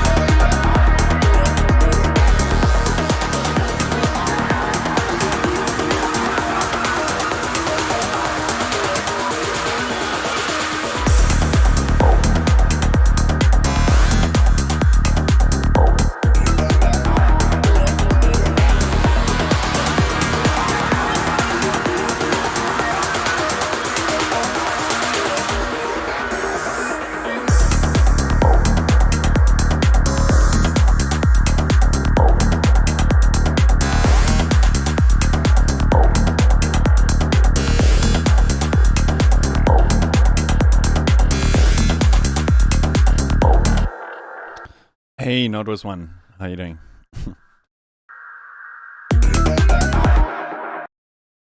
Where's this delay coming from? Oh, it's this channel. Maybe we should render it. Too many delays going on can cause problems.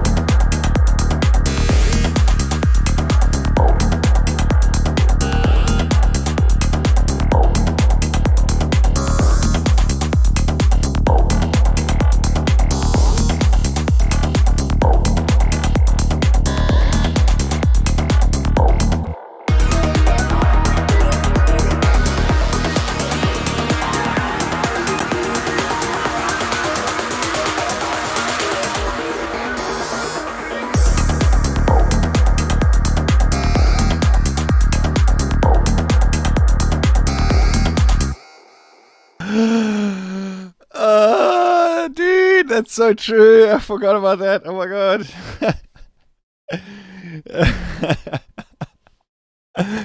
Of all the instruments, bro, I sold you bongos. Fucking legendary, dude. Well, I hope the bongos are treating you well, dude.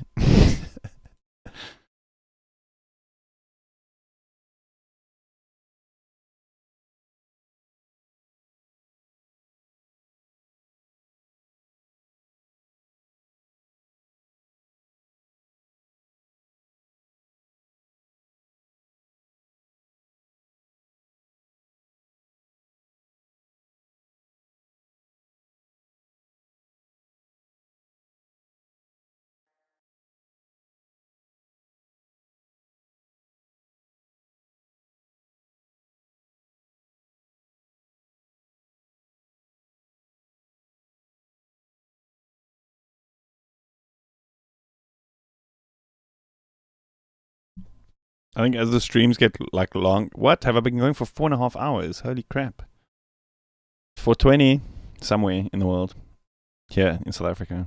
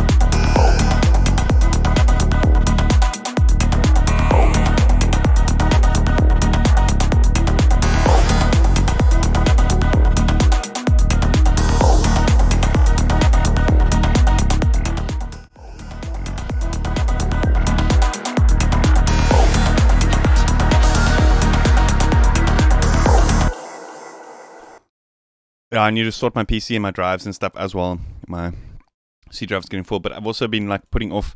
I haven't got an SSD. I've been putting it off for too long. So I think soon it's time for a complete reinstall. Not a new build, not a new PC build. Definitely not. But just maybe a new hard drive, and a new like production drive. Because it's getting cluttered in there. Especially making videos, like when you're recording videos. Trying to think now. I made a ornament and crime video. The video itself, edited and finished, was like over an hour long. But the files, the actual video, the raw like video files involved was like 50 gigs for one video. But I mean, it was like the longest video I've made. So yeah, making videos chugs a lot of space. Yeah, I'm thinking I'm going to get SSD for my production drive, and then an SSD for my main like Cubase drive, Windows drive, and then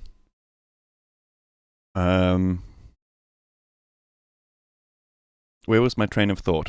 Oh yeah, then I've got my other drive which has like my production drive currently is like samples and projects and everything. So I'm thinking, I'm still unsure which way is probably the best to do it, but like leave the projects or the samples on where they are, and then just have an SSD for either the other one, like the projects or the samples, whatever it is. What do you guys reckon? Do you reckon it'll be better to have the project? Yeah, it will. The project on an SSD if I'm using Cubase, because all the samples will be loaded from the project file rather than from... Yeah, okay, I'm going to do it that way. I'm going to have like a SSD for my projects. I just had to... Sorry, I worked out my own shit here.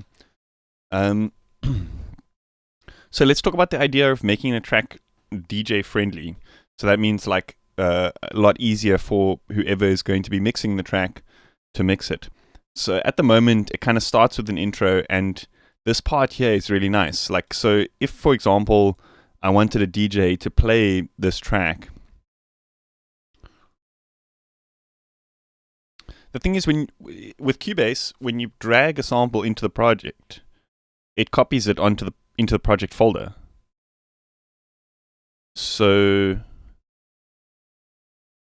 then it's reading from the project. So I think that the SSD for a project would actually be a better idea, because then I'm using that other hard drive for the older hard drive, the HD solid state, the old school vibe, is just to read the samples, then import them onto the SSD, then it's all read from there, you know.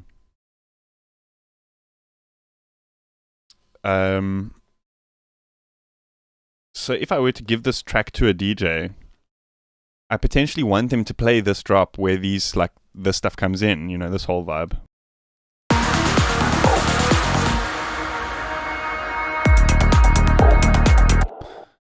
But there's no way really for them to mix in before that. I mean, this is like a whole intro thing. You can, I guess, kind of mix to an intro, but not many people actually like doing that.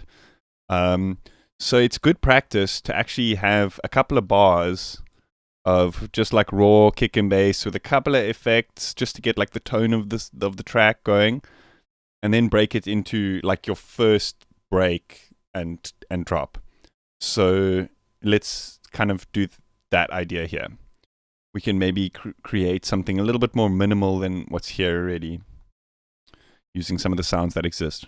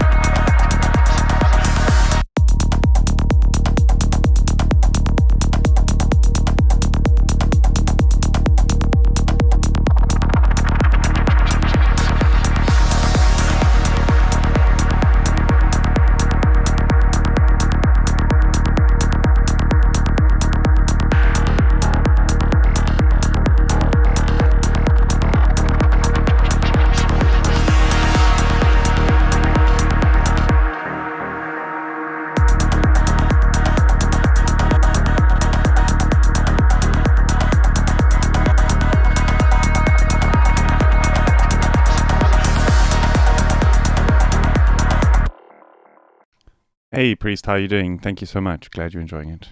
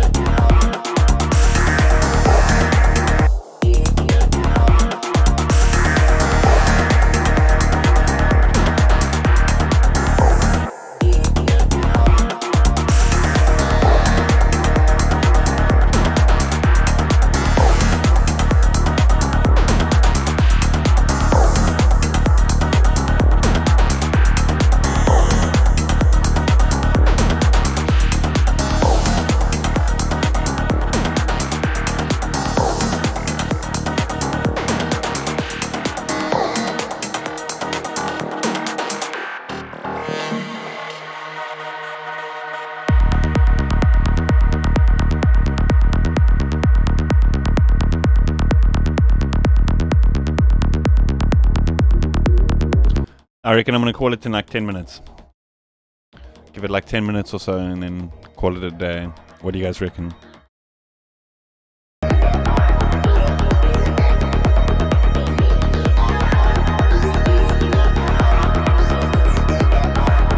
Should we make one more lead?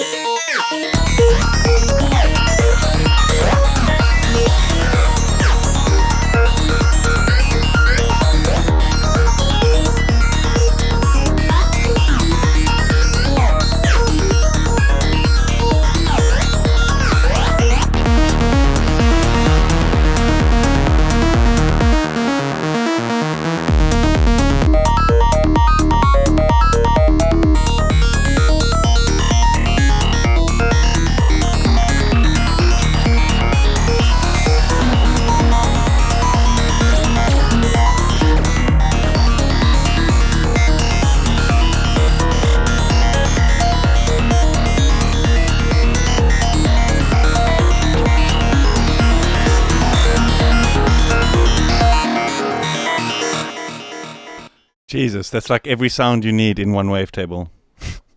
How did I do that, bro?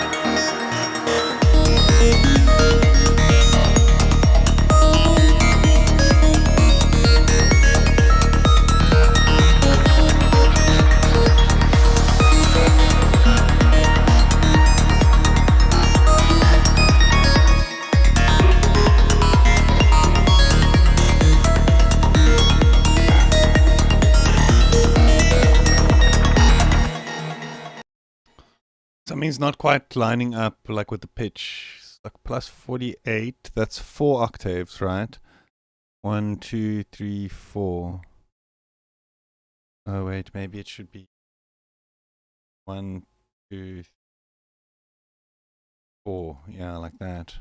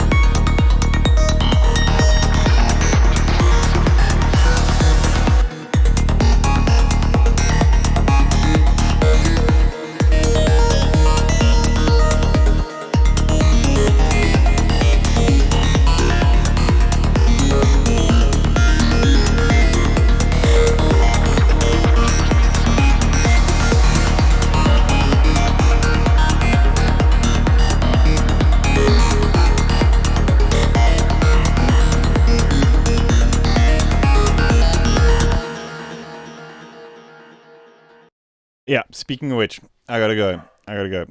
This one, I don't know, like, I'll send it to you, Cider. I'll send it to you. I've got to run. I will see you guys again soon.